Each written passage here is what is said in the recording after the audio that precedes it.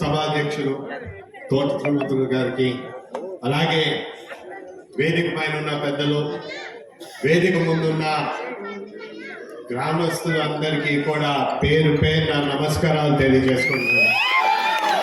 ఈ రోజున వగవేటి మోహన్ రంగా గారు విగ్రహావిష్కరణకి నన్ను పిలిచినందుకు అందరికీ, ఇక్కడ ఏర్పాటు చేసిన గ్రామస్తులందరికీ కూడా మరొకసారి పేరు పేరున అందరికీ కూడా నమస్కారాలు తెలియజేసుకుంటూ, పెద్దలు అలాగే అందరూ కూడా మాట్లాడడం జరిగింది. అందరూ కూడా ఒకే విషయం మాట్లాడారు.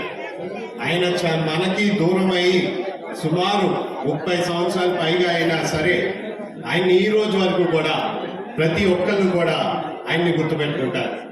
ఎందుకు కారణం అంటే ఆయన ఏ విధంగా బడుగు బలహీన వర్గానికి ఏ విధంగా ఒక ఆశాజ్యోతిగా ఆయన నిలబడ్డారో, ఆయన సమస్యలు బడుగు బలహీన వర్గానికి వాళ్ళ సమస్యల గురించి ఆయన ఏ విధంగా పోరాడారో, ఆయన ఆలోచనలు ఇవన్నిటిని గురించి ఈ రోజుకి కూడా ఆయన విగ్రహావిష్కరణలు కూడా జరుగుతున్నాయి. ఇదంతా వింటుంటే నాకు ఎంతో ఆనందంగా ఉంది. ఎందుకంటే ఈ రోజు మీరందరూ ఇక్కడ ఉన్న విచ్చేసిన యువత అందరినీ కూడా ఒకటే తెలియజేయాలనుకున్నా.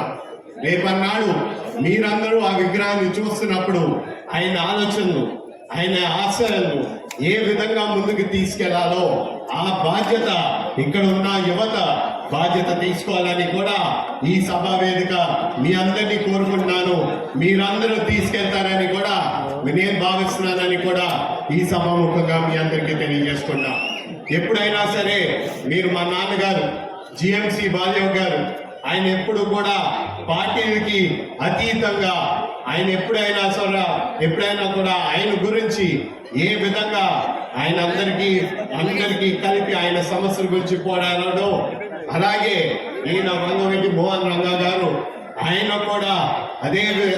కూడా ఒక దాదాపు బడుగు బలహీన వర్గాలకి అందరికీ కూడా వాళ్ళ సమస్యల గురించి పోరాడుతూ ముందుకు వెళ్ళడం మీరందరూ చూశారు. ఈ రోజు మీరందరూ చూస్తుంటే ఈ వేదిక పైన ఈ విగ్రహావిష్కరణ గురించి ఏ విధంగా పార్టీల అతీతంగా అందరూ కూడా ముందుకు రావడం కూడా జరిగింది. మీరందరికీ కూడా ఒకే ఒక మాట తెలియజేసుకుంటా, మీరందరూ కూడా మమ్మల్ని ఈ రోజు ఒక ఎంపీగా నన్ను ఆహ్వానించి నన్ను గెలిపించడం కూడా మీరందరూ ఒక బాధ్యత తీసుకున్నారు.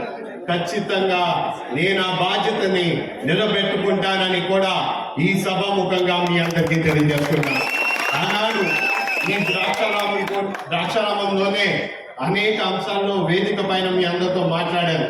ఖచ్చితంగా ఆనాడు మీరందరూ అడిగిన ఆ రైల్వే లైన్ ని, ఆ కూతని మాత్రం మీ అందరికీ తెలియజేస్తున్నాం.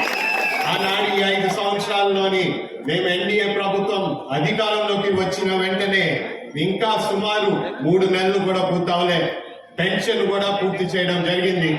ప్రతి ఈ నియోజకవర్గంలోనే, రామచంద్రపురం నియోజకవర్గంలోనే అన్నా క్యాంటీన్ కూడా ఏర్పాటు చేయడం జరిగింది. పేదవాడికి 5 రూపాయలకే భోజనం కూడా లభించే కార్యక్రమం కూడా చేపట్టడం జరిగింది.